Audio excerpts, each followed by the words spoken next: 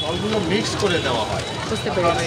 এই যেমন জুস, এই জুসটা আনার জুস, তারপর ড্রাগন আছে, মালটা আছে, এটার সাথে মিক্সড হয়। এটার সাথে কি কি দেয়া আছে? কাজু বাদাম, পেস্তা বাদাম, আর ওই আপনার তরল দুধ, তারপরে আছে আপনার ড্যানিশ যেটা, তারপরে গুঁড়ো দুধ, এই সংমিশ্রণ মানে পরে জাল দিয়া, জাল দেওয়ার পরে ওটা গাঢ় করা হয়। গাঢ় করার পরে ওটা এরপরে এর ভিতরে বরফ দিতে হয়, লবণ দিতে হয়, অনেক জিনিস। কেমন বিক্রি হয় প্রত্যেক দিন? সেটা মোটামুটি ভালোই আছে, খারাপ না। 3,000, 4,000। কত বছর ধরে এই ব্যবসাটা করছেন? হ্যাঁ, রিসেন্টলি নেওয়া হয়েছে। হ্যাঁ, রিসেন্টলি নেওয়া হয়েছে। আচ্ছা, এই আইডিয়াটা কোথা থেকে আসলো? আইডিয়াটা অ্যাকচুয়ালি এটা এটা ইন্ডিয়া, ইন্ডিয়ান প্রোডাক্ট। বাংলাদেশ থেকে দেখা, ইউটিউব থেকে দেখা, ওখান থেকে ইয়ে নিয়ে আচ্ছা। আইডিয়া নিয়ে আপনার এই যে রোলার, এটা ইন্ডিয়া।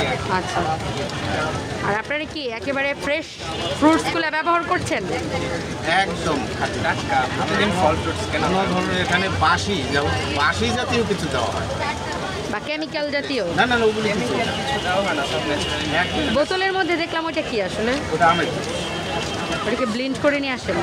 ওটা ব্লেন্ডার করা হয়। দুধ দিয়ে চিনি দিয়ে মিক্সচার করে সেটা দেওয়া হয়। আপনাদের দোকানের নামটা বলুন। Mina roller ice cream.